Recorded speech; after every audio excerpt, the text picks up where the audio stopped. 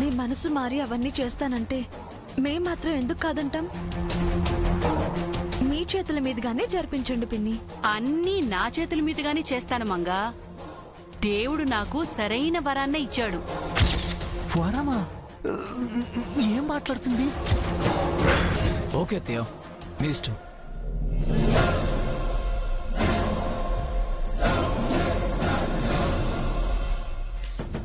ఇంకేంటి మరి? సార్, ఒక్కసారి నన్ను గిల్లండి. ఎందుకు జరి? నేను విన్నది కలో నిజమో తెలుసుకోవడం కోసం అండి. నిజమే సార్, మీ అత్తయ్య గారు మారిపోయారండి. మార్పు మంచిదే కచ్చారి. మంచిదే గాని మరి ఇంత మార్పా?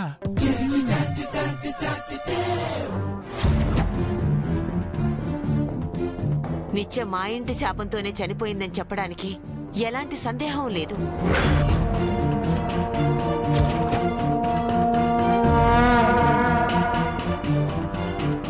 అవును స్వామి, నిత్య శాపంతోనే చనిపోయింది. దశాబ్దాల క్రితం మా కుటుంబాలు మీ వంశానికి పెట్టిన శాపం కారణంగా మీ 4 తరాల కోడళ్ళు అసూలు బాశారు. చంద్రిక, నీకేమైనా మతిపోయిందా?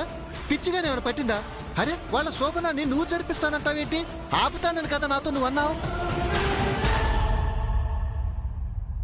అంతలోనే ఎందుకు మనసు మార్చుకున్నావు? మనకు ఒక కూతురుందని, అది మనపై అలిగి ఇల్లు వదిలి వెళ్లిపోయిందని మర్చిపోయావా? దాన్ని జైకిచ్చి పెళ్లి చేయాలని గుర్తులేదా? మాట్లాడవేంటి? ఇందాక నువ్వన్న మాటలకి నా రక్తం మరిగిపోతుంది. నేను విన్న మాటలకు నా రక్తం చల్లబడిపోయింది. ఏ, నిన్నెవరైనా బెదిరించారా? అవును, భయపడ్డాను. చేయికి మన స్వప్నిచ్చి పెళ్లి చేసుంటే ఏం జరిగుండేదో తలుచుకుని భయపడ్డాను. ఏం జరిగేది? హాయిగా జైతో కాపురం చేసేది. ఈ పాటికి మనిద్దరం జో అంటూ ఏ మనవడా మనవరాలతో ఆడుకుంటూ ఉండేవాళ్ళం. కాదు, ఈ గోడపై ఫోటోలా మిగిలిపోయేది.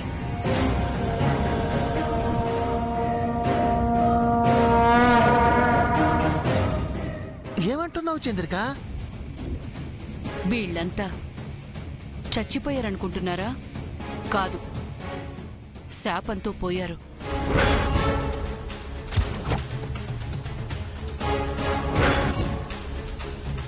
శాపమా? శాపం ఏంటి? తరాల కిందట ఈ వంశానికి, ఈ ఇంటి కోడళ్ళకి ఉన్న శాపం.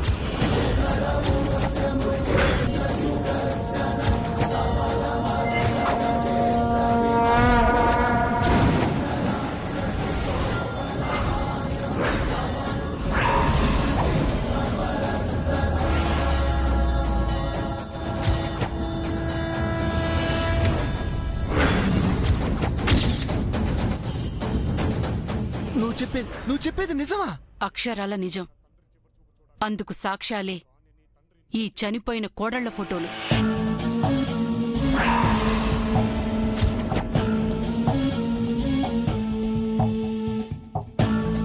శాపం ప్రకారం ఈ ఇంట్లో అడుగుపెట్టిన మొదటి కోడలు చనిపోతుంది.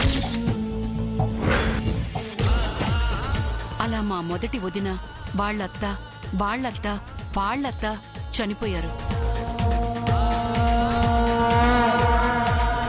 శాపంతో చనిపోతుందని మన స్వప్నను మా ముసల్ది ఇంటి కోడలిగా వద్దంది. ఆ శాపం పోవాలని ఇన్నాళ్లు పూజలు వ్రతాలు చేసింది.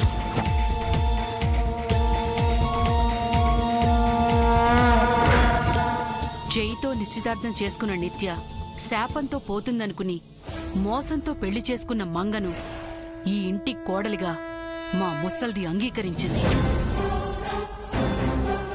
నిత్య బ్రతికే ఉందని చలమయ్య శాస్త్రి అనుమానం వ్యక్తం చేస్తే చనిపోయిందని మంగకు జైకు తొలిరాత్రి ముహూర్తం పెట్టించింది.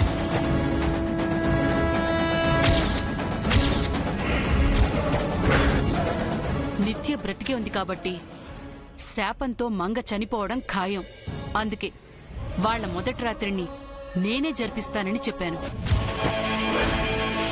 నేనే స్వయంగా మంగను మృత్యు ముహూర్తంలోకి సాగనంపుతాను. వాళ్ళు కలిసిన మరుక్షణం శాపం మంగను వెంటాడుతుంది. ఒకవేళ శాపంతో మంగ చనిపోకపోతే? ఇన్ని చావులు జరిగాయి, మంగ మరణం ఎలా ఆగుతుంది? ఏమో, మొండి ప్రాణం. బ్రతికినా బతకొచ్చు కదా, అప్పుడేం చేద్దాం? శాపంతో చావు రావడం సత్యం. మంగ ఎలా చచ్చినా అది శాపం ఖాతాలోకి పోతుంది. అర్థమైందా?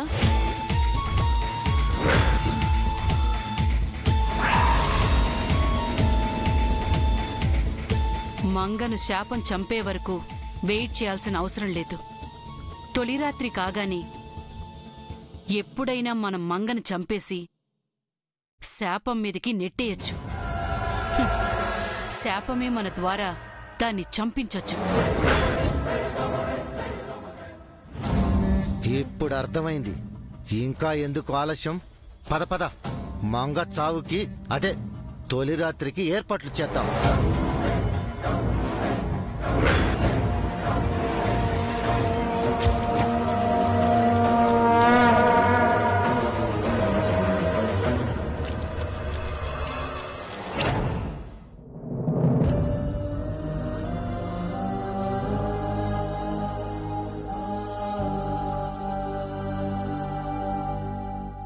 స్వరూప గారింటికి తీసుకొచ్చావేంటావమ్మా? ఎందుకు? కారణం ఉంది జనార్దన్. స్వరూప మంగ కన్నతల్లి కాకపోయినా మంగలాంటి మంచి కోడల్ని మనింటికిచ్చింది. మంగను సొంత అమ్మలా చూసుకుంటుంది. మంగకు ఈరోజు తొలి రాత్రి. ఈ విషయం స్వరూపుకు చెప్పాల్సిన బాధ్యత మనకుంది. నిజమే అమ్మమ్మా, చెబితే తను సంతోషిస్తుంది. పదండి.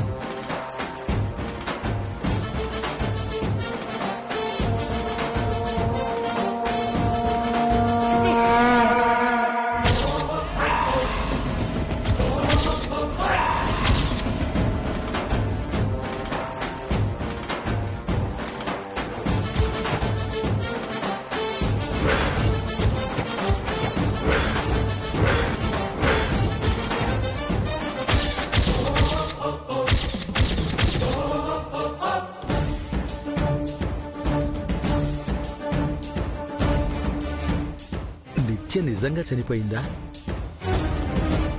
నిజం చెప్పండి, ఈ తరపు మీ తొలి కోడలు మరణించిందా?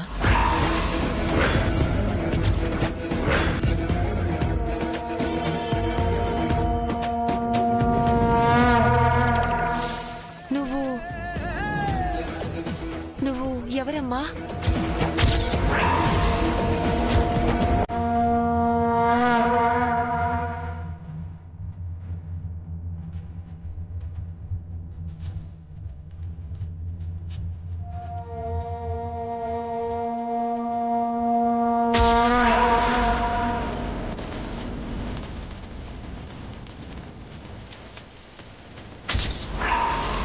చెప్పమ్మా, ఎవరు నువ్వు?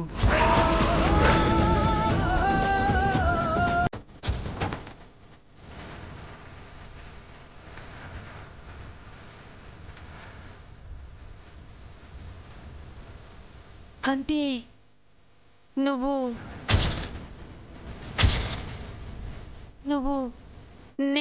మంగా మంగా నిన్నే. ఏంటి మంగా అలా చూస్తూ ఉండిపోయావు? మంగా నిన్నే. స్పృహలోనే ఉన్నావా?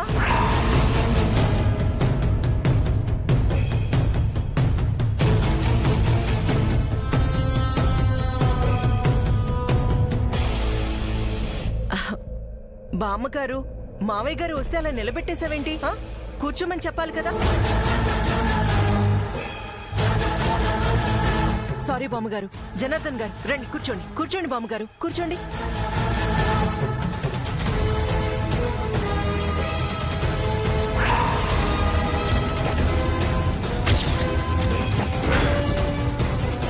రా రా.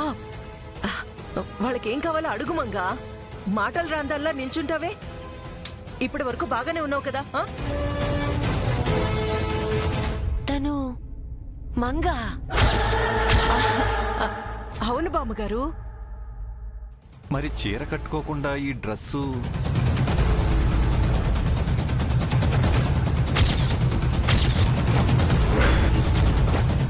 చెప్పు మంగా, నువ్వు ఈ మోడర్న్ డ్రెస్ లో ఎందుకున్నావని మీ మావయ్య గారు అడుగుతున్నారు. ఆన్సర్ చెప్పు.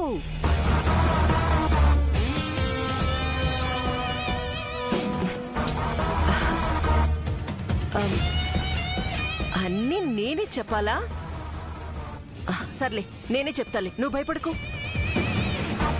మరేం లేదండి, నా కూతురు నిత్య లేదు కదా, అందుకని అప్పుడప్పుడు మంగ నిత్యలా డ్రెస్ చేసుకొని నిత్య లేని లోటు నాకు తెలియకుండా చేస్తుంది.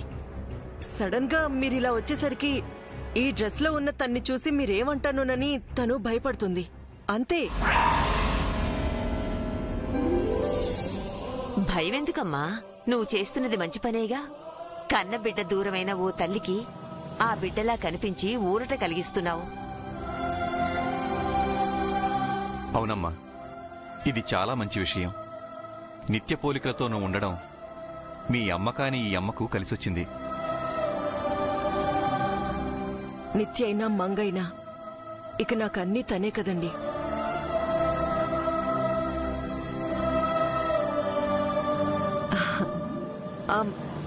ఏంటి మీరిలా వచ్చారు? మీకు శుభవార్త చెప్పి వెళ్దామని వచ్చామమ్మా. ఈ రోజు రాత్రి జై మంగళ తొలి రాత్రి జరిపించబోతున్నామమ్మా.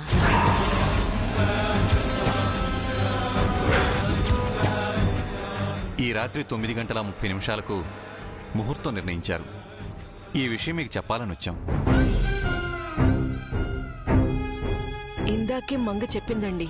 మంగను నీ కన్న కూతురు కంటే ఎక్కువగా చూసుకుంటున్నావు. మంగకు నీ ఆశీస్సులుంటే బావుంటుంది కదా.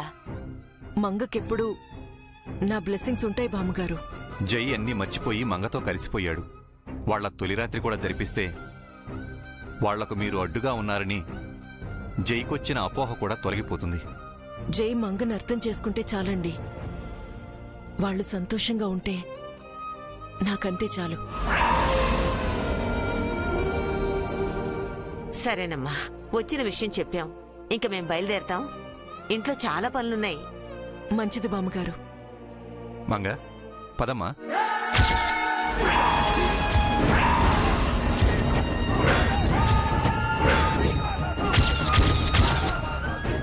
ఎక్కడికండి? మా ఇంటికమ్మా. కార్యం అక్కడే కదా. పదమ్మా. తను తర్వాత వస్తుంది బామ్మగారు, నేను తీసుకొస్తాను. మళ్ళీ మీకెందుకండి శ్రమ? ఎలాగో వచ్చాం కదా, మేము తీసుకెళ్తామండి. ముహూర్తానికి కూడా టైం అవుతుంది. పదమ్మా, రా.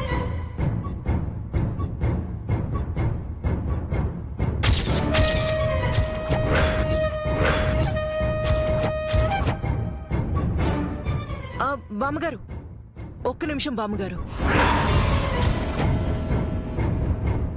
దయచేసి మరోలా అనుకోవద్దు. మంగతో చిన్న పూజ చేయించాలనుకుంటున్నాను. అది చేయించగానే పంపించేస్తాను. ప్లీజ్ అండి. సరేనమ్మా, త్వరగా వచ్చేయమ్మా.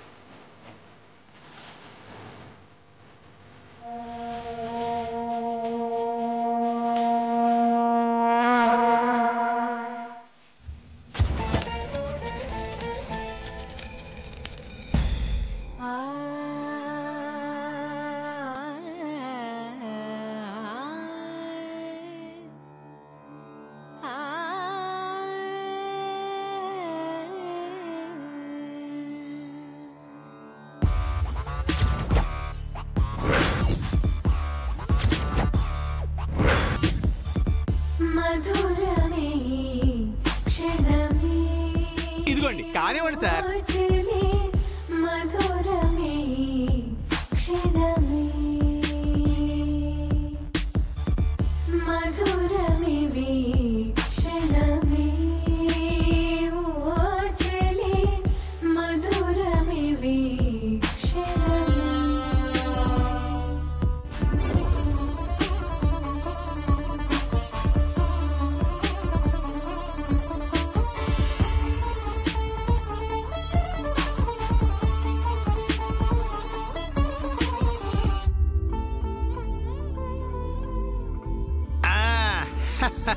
మొదలు పెట్టండి సార్.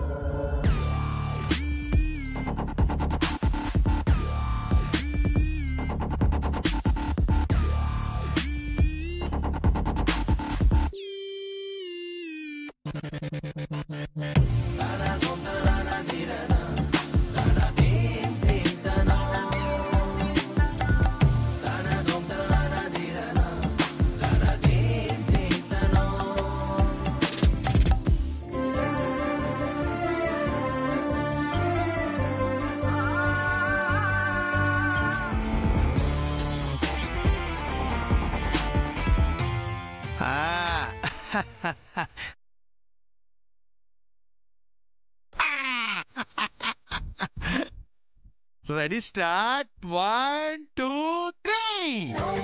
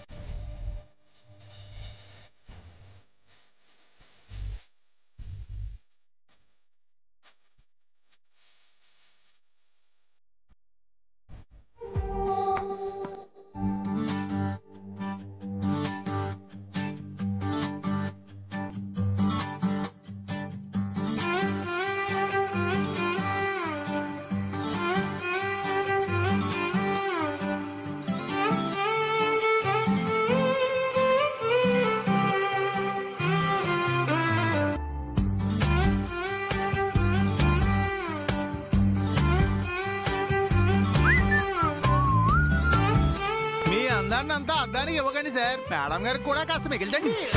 ఏంటి సరి ఆడపడిస్తున్నావా? అయ్యో రామా, అద్దాన్ని మేడం గారికి సవతిని చెయ్యకండి అని అంటున్నానండి. అదిగో మళ్ళీ సెట్ అయ్యారు. చారీ